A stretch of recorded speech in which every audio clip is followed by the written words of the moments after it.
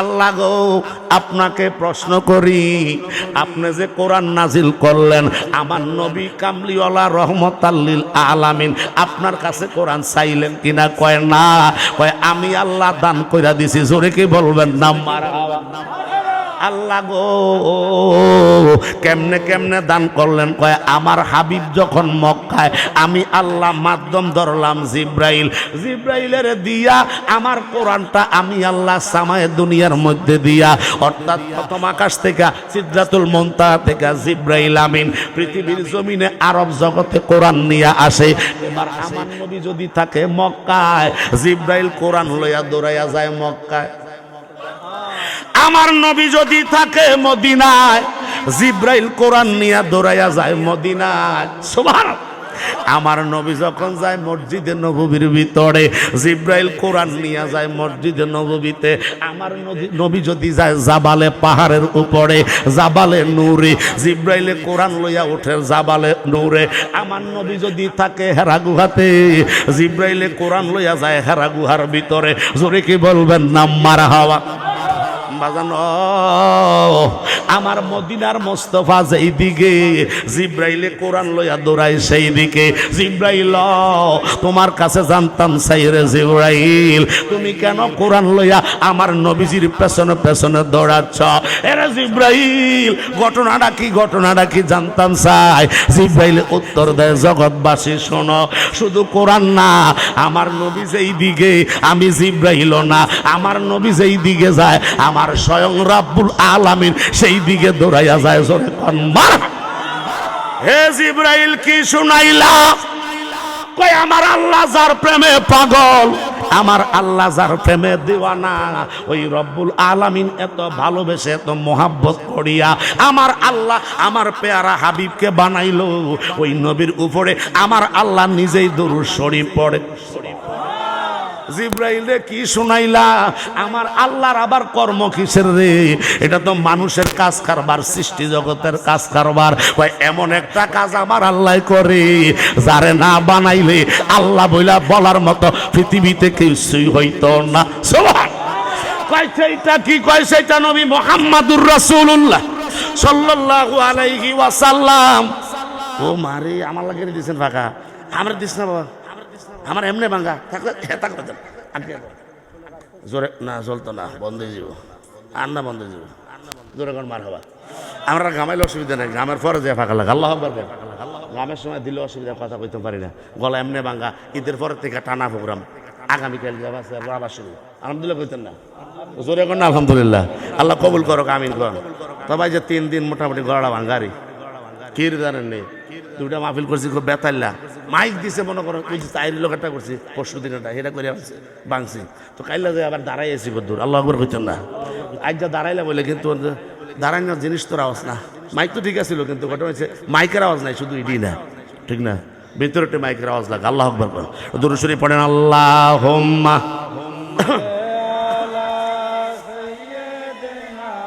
মাওলানা মুহাম্মদ ওয়া আলা আলি সাইয়্যিদিনা। আরে নূর নবীজি নূর হইয়া আসলেন ববে জগতে, আরে তাই তো তাহার হয় না রে ছায়া চাঁদ সুরুজের আলোতে। আল্লাহুম্মা সাইয়্যিদিনা মাওলানা মুহাম্মদ ওয়া আলা আলি সাইয়্যিদিনা। বাজানো একটু গভীর মনোযোগ। আল্লাহ রব্বুল আলামিন এবার জিব্রাইলে বলতেছে, ইয়া রাসূলুল্লাহ, ইয়া হাবিবাল্লাহ, নবী গো, শুধু যে আমি একা আপনার দিকে হাঁটতেছি দৌড়াইতেছি এমনটা নয়, গোটা কুল কায়নাতের ভিতরে ৮০,০০০ আলম ১৮,০০০ মাখলুকাত আল্লাহ বানাইছে। নবী গো, এই ৮০,০০০ আলম ১৮,০০০ মাখলুকাত একমাত্র আপনার নবীর দিকে দৌড়ায়। কয় কারণ কি? কয় স্বয়ং আল্লাহ আপনি মদিনাওয়ালার পাগল। ও প্রিয় হাবিব পাগলের রাখছো কেন দূরে, বলেন ও প্রিয় হাবিব আশিকের রাখছো কেন দূরে। ওয়াসকরণী পাগল ছিল জুব্বা দিলা তার, আমরা পাগল হইলাম তোমার কিছুই চাই না যে, প্রিয় হাবিব পাগলের রাখছো কেন দূরে, ও প্রিয় হাবিব আশিকের রাখছো কেন দূরে না, ও প্রিয় পাগলের রাখছো কেন দূরে। ওয়াসকরণী পাগল ছিল জুব্বা দিলা তারে, আমরা পাগল হইলাম তোমার সাইজে তোমারে, প্রিয় হাবিব পাগলের রাখছো কেন দূরে, ও প্রিয় হাবিব আশিকের রাখছো কেন দূরে। সুবহানাল্লাহ, আরো জোরে বলেন না সুবহানাল্লাহ। আল্লাহ ওয়াজ করেন, ওয়াজ করে সাইজার করতাম না। আমার জিব্রাইল কয় ইয়া রাসূলুল্লাহ, নবী গো শুধু আমি না আমার আল্লাহ দৌড়ান, তাহলে আল্লাহ যার প্রেমে পূর্বাসী তার পাগল হওয়ার দরকার আছে না নাই? তার পাগল হইলে লাভ না লস, জোরে কোন লাভ না লস।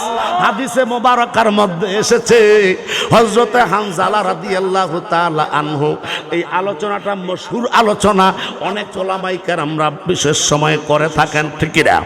আমাদের অনেকের জানা আছে, আবার অনেকের মনে নাই। হানজালা রাদিয়াল্লাহু তাআলা আনহু আমার নবীর আশিক, নবীর প্রেমে পাগল হইয়া রইছে, আমার নবীর প্রেমে জীবন দিতে দ্বিধাবোধ করে নাই, কথা বলেন ঠিক কি না?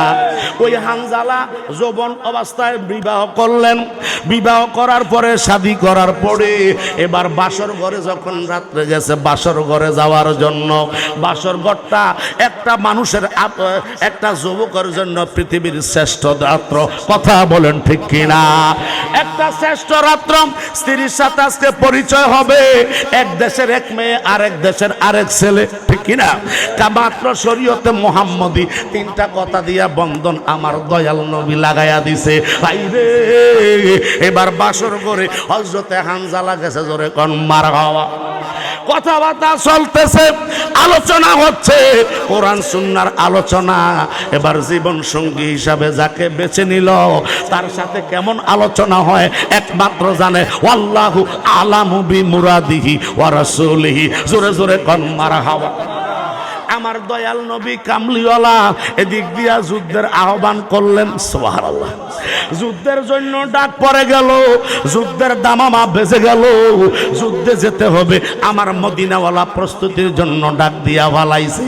হানজালার ঘরের সামনে যখন আওয়াজটা আসছে রে, হানজালা কয় আমার নবী যুদ্ধের ময়দানে ডাক দিছে, যত বড় বাসর রাত্রই হোক না কেন রে, আমার বাসর বড় না, আমার মদিনার মোস্তফা আমি হানজালার কাছে বড়। এই কয়া খাটতে জমিনে লাফ দিয়া পোশাক কইরা তরবারি নিয়া রওনা দিছে যুদ্ধের ময়দানে, সুবহানাল্লাহ। ডাক দিয়া কয় বিবি গো আমারে বিদায় দাও, বিদায় দিয়া দাও। এবার হানজালার স্ত্রী ডাক দিয়া কয় স্বামী গো মাত্র কিছুক্ষণ হইল বাসর ঘরে আসলেন, আজকের রাত্রটা আপনি থাকেন, আগামীকাল সকালে যুদ্ধে যোগ দিয়েন।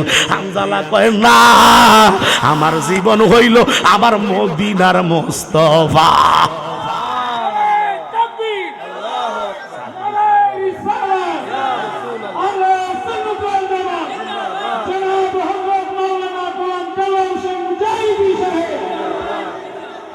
হানজালা কয় বিবি বিদায় দাও।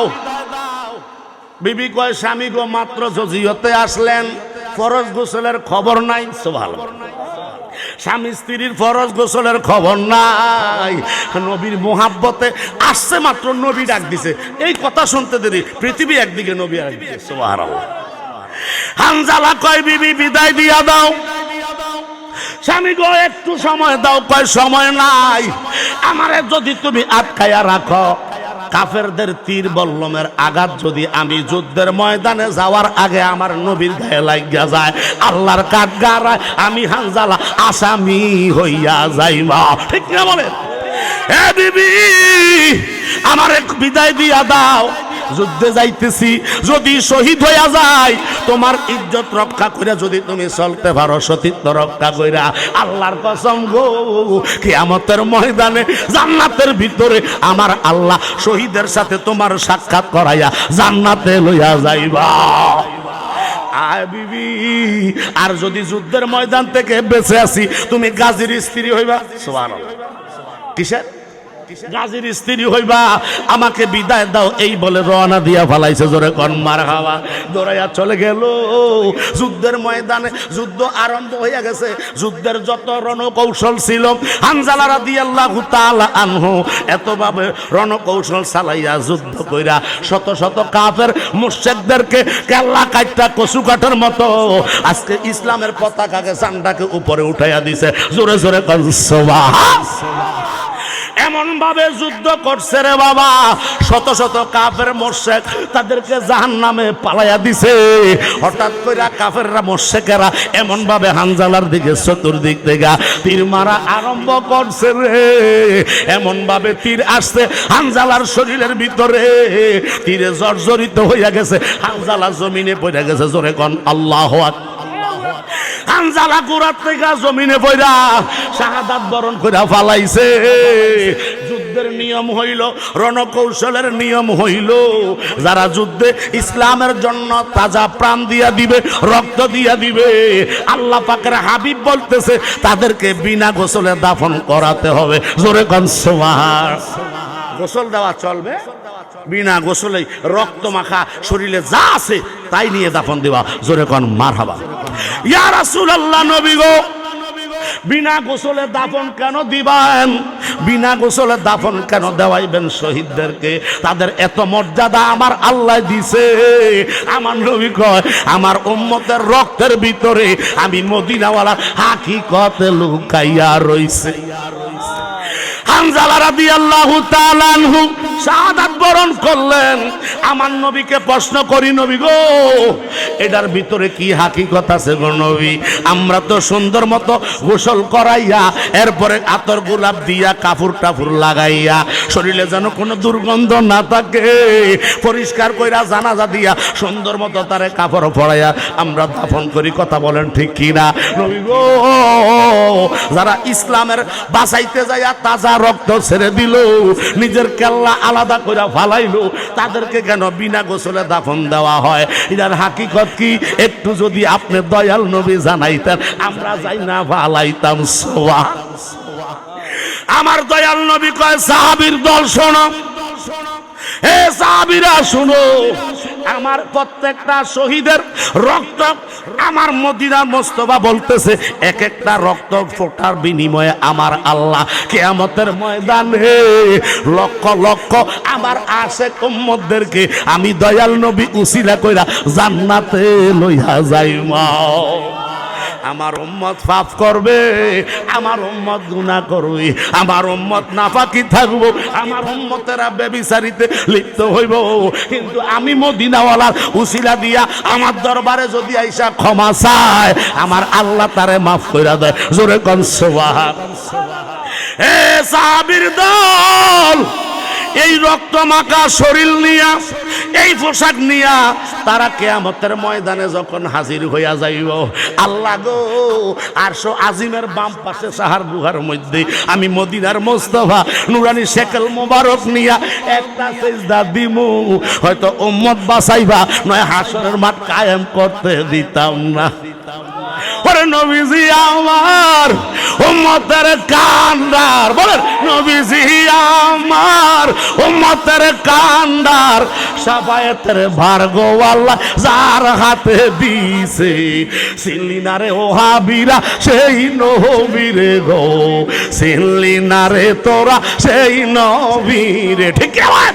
ওরে নবীজি আমার উম্মতের কান্ডার, বলেন নবীজি উম্মতের কান্ডার, শাফায়েতের ভার গো আল্লাহ যার হাতে দিছে, চিনলি না রে বেঈমান সেই নবীরে গো, চিনলি না রে তোরা সেই নবীরে। ঠিক কিনা বলে?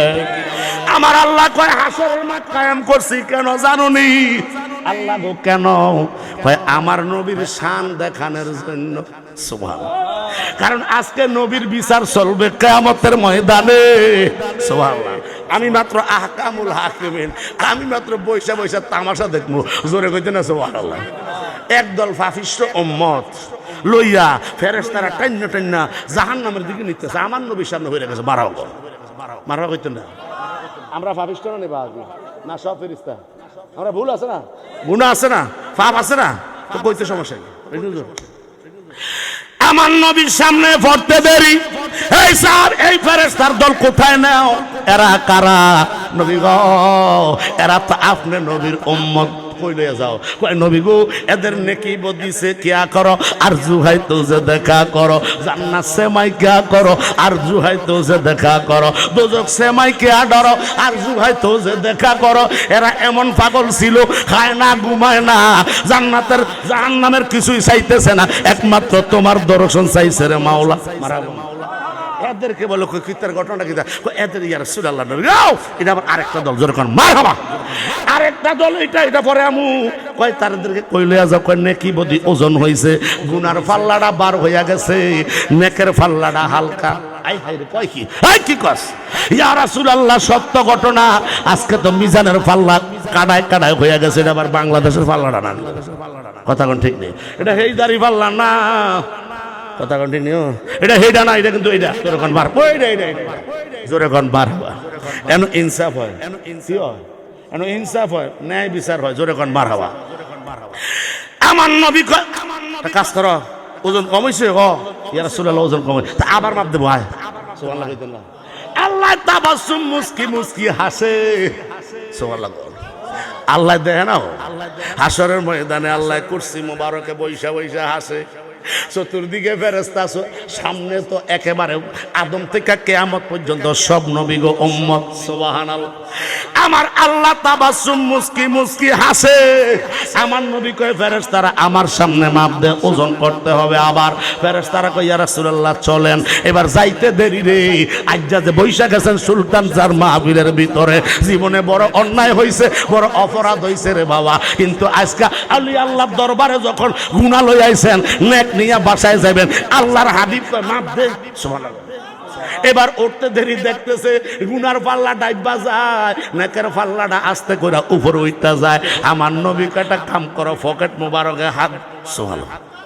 এই যে সুলতান স্যার মাহফিলে বৈশা আমি মদিনাওয়ালার মোহাব্বতে একটু দরুদ শরীফ পড়ছিলি, নাতে রাসূল গাইছিলি, জশ্নে জুলুসে শামিল হইছিলি, ঈদে মিলাদুন নবীর মাহফিলে খরচ দিছিলি, আমি নবীর মোহাব্বতে যে ছোট ছোট আমলগুলা করছো, নবী কামলিওয়ালা এই একটা কাগজের টুকটা আবার হইছো সাইলেন্ট দেন আবার বড় কাজ ইরাম টেয়ালজি বুঝুন না, আমরা সোর করেন না, বুঝুন না, আমার কয় কি আপনার অন্য হিসাব ঠিক না, ফান্ড দিন না।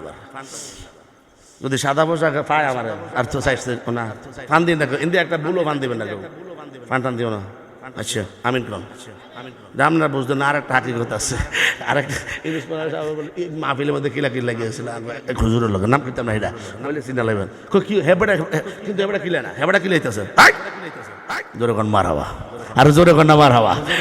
আমার দয়াল নবী একটা কাগজের টুকরা সবাই বুঝতাম না, ওই যে আমরা আমল করছি ছোট ছোট টুটা ভাড়া আমল করছিলাম, এগুলা দয়াল নবী রাখিয়া দিছে। জোরে কোন মার হাওয়া।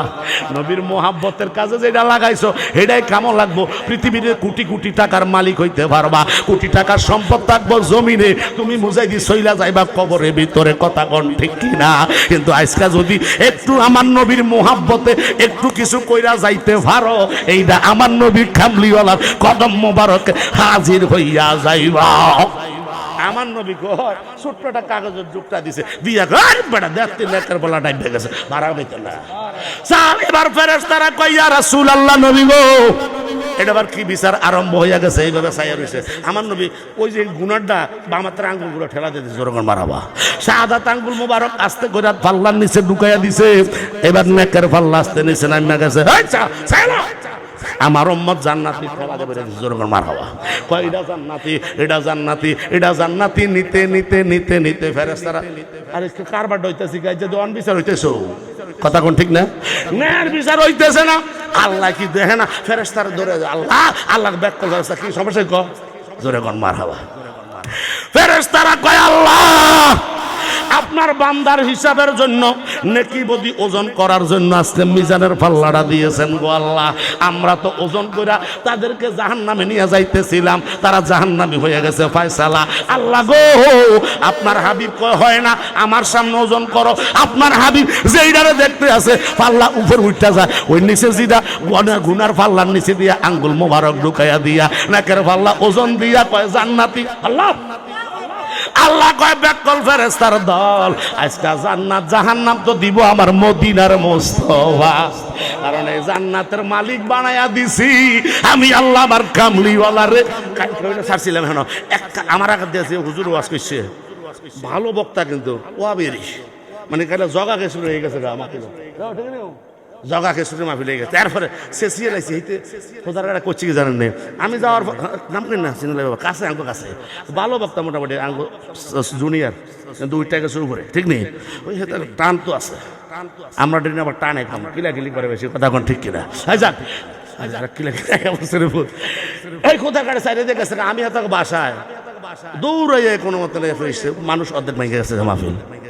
এরপরে আমি থাকতে আবার গেছে শাহজাহান ভাই, ওনারা দিয়ে আমি শেষ করে নামে এসেছি। আলহামদুলিল্লাহ কইতেন না জোরে কোন আলহামদুলিল্লাহ। আমার দয়াল কামলিওয়ালা নবী রহমতাল লিল আলামিন কয় জান্নাতি জান্নাতি জান্নাতি কইয়া ঠেলা দিয়া জান্নাতে ঢুকাইয়া দেয়। এবার ফেরেশতারা বিচার দিতেছে আল্লাহর কাছে, কয় কার বিচার কার কাছে দাও? আজকে তো আমি মাত্র দেখমু আমার মদিনাওয়ালা জান্নাতে নিয়ে যা থাকবো এই দিদি দেবো এই জায়গা কথা কোন ঠিক নেই। তো নবী কামলিওয়ালার শান দেখানোর জন্য, নবী কামলিওয়ালার ভালোবাসা দেখানোর জন্য, নবীর সম্মান যে কত, নবীর সম্মানের ইজ্জত যে কত আমার আল্লাহ দিছে, আমরা মুসলমান হইয়া ওই দয়াল নবীর আজকে চিনলাম না। কথা বলেন ঠিক কিনা? কিন্তু কুটির ভিতরে গুটি কয়েকজন, কুটির ভিতরে গুটি কয়েকজন, লেবাসের ভিতরে মানুষ আরো আছে না নাই? বরকুড়ি গ্রামে মানুষ আছে না নাই? ল্যাংরামুড়ি আছে না নাই? লগরডা টেগুরিয়া নবাবপুর আছে না নাই? কিন্তু সবাই তো বাবা মাজার হয় না, কথা কয় না, সবাই মাজার হয় না। কুটির মধ্যে গুটি কয়েকজন যারা শ্রেষ্ঠ হইয়া গেছে রে বাবা, আল্লাহর এবাদতে তারা পাক্কা ছিল। খাইলে খাইছে না খাইলে নাই, আল্লাহর এবাদত এক সেকেন্ডের জন্য বন্ধ নাই। জোরে জোরে কন মারা হাওয়া। আজকে সুলতান শাহ রহমতুল্লাহ আলাইহির মাজার শরীফের মাহফিলে আমরা হাজির হয়ে গেছি। আমার মদিনার মোস্তফা রহমতাল লিল আলামিনের রওজা বরাবর একটা রাস্তা হয়ে গেছে। সুবহানাল্লাহ। আমার নবী কয় উম্মতেরা যখন আমি মদিনাওয়ালার দুরুদ সালাম পড়ে রে, আমি নবী আসতে হয় না, রওজা মোবারক পর্যন্ত ডাইরেক্ট একটা লাইন হইয়া যায়। আমার রওজা মোবারকে শুইয়া শুইয়া আমি দয়াল নবী উম্মতের সমস্ত আমলগুলি দুইটা চোখে দেখতে ভাই বাইরে কাইটা গেলাম আরেক জায়গায়, হানজালা শহীদ হয়ে গেছে। খেয়াল আছে রে, হানজালার স্ত্রী কয় খাইছে রে, আমার স্বামী তো শহীদ হয়ে গেছে, খবরটা পাইয়া বালাইছি। দৌড়াইতেছে দৌড়াইতেছে দৌড়াইতেছে, যাইতে যাইতে যুদ্ধের ময়দানে গেছে, যাইয়া দেখতেছে নিয়ম হইলো গোসল ছাড়া দেওয়া। তো বেডির তো খেয়াল আছে, জোরে কর মারা হানজালার স্ত্রী কয় আল্লাহ কারবারটা হইল কি? আমার স্বামীর উপরে তো গোসল ফরজ, বিনা গোসলে দাফন দেওয়া তো ব্যতিক্রম হইয়া যাইব, সে তো অপবিত্র অবস্থায় আছে শরীয়তে মুহাম্মদের দৃষ্টিতে। জোরে জোরে কন মারা খাওয়া।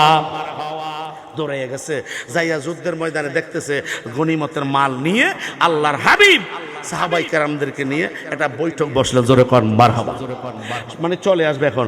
ওই মহিলা দৌড়াইয়া যুদ্ধের ময়দানে যাইয়া দয়াল নবীর সামনে দাঁড়াইল। আমার দয়াল নবী সালাম কালাম দিয়া কয় মাগো তুমি কেন যুদ্ধের ময়দানে আসছো? তুমি কে বা কাহারা? ওই মহিলাটা ডাক দিয়া কয় নবী গো, একটু আগেই তো আপনি বিয়া মোবারক বিয়া শাদী পড়াইলেন, কবুল পড়াইয়া দিলেন। আপনি দয়াল নবী সাহাবী হানজালা, হানজালার স্ত্রী হইলাম আমি বিধবা। জোরে কন মারহাবা। নবী গো আমার স্বামী বাসর ঘরে ছিল, আমার স্বামীর লাশটার একটু তালাশ করে দেখেন পাওয়া যায় কিনা। স্বামী গো আমার বিদায় দিয়া তুমি গেলা আল্লাহর বাড়িতে, আমার রাইখা গেলা জগতের বাড়িতে। কথা কোন ঠিক না বেড়ে? আয়া রাসূলুল্লাহ নবীজি আমার স্বামীর লাশটা আসেনি। নবী কয় সাহাবীরা দেখো তো, হানজালার লাশটা কোন জায়গায় আছে, জোরে কোন মারহাবা। সাহাবীরা তন্ন তন্ন করে তালাশ করলো, কিন্তু হানজালা রাদিয়াল্লাহু তাআলা আনহুর লাশ মোবারক পাওয়া যায় না।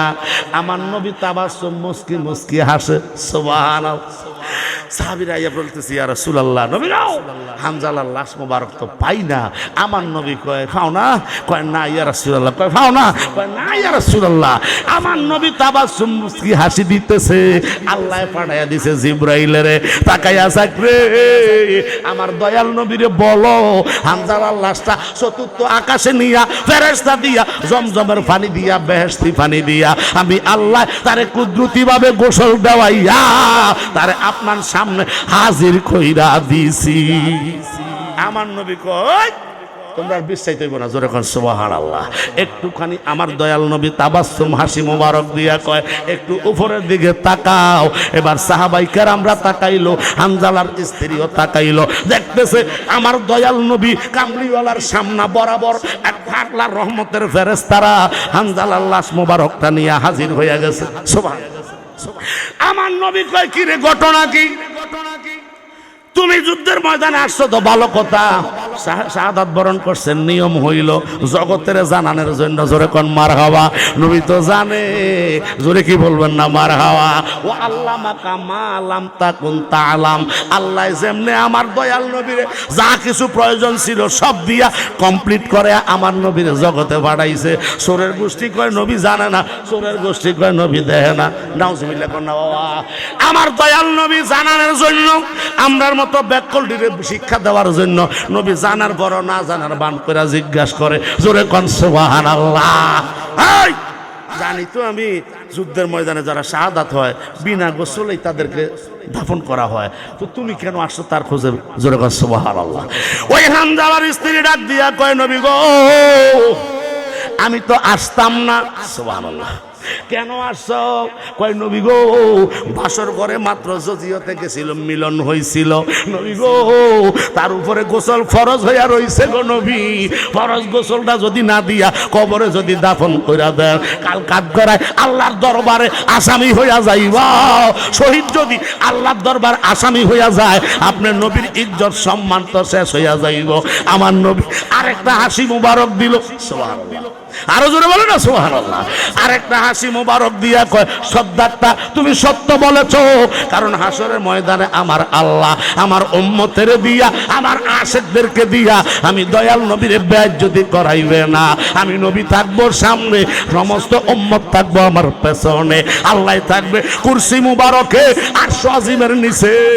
ওই জায়গায় আমি মদিনাওয়ালা যাইয়া আমার সমস্ত উম্মতের নিয়া একসাথে জান্নাতে যাবো।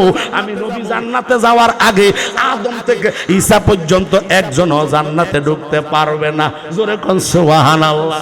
তাহলে আমরা যে আজকে জান্নাতের বাগানে ঢুকলাম, এই অনুমতিটা দিচ্ছে আমার মদিনাওয়ালা। সুবহানাল্লাহ। এটা কিন্তু জান্নাতের বাগান। কিসের বাগান? আমরা যে বসছি আজকে এটা একটা জান্নাতের বাগান। জোরে কোন মারহাবা। বলে কেমনে?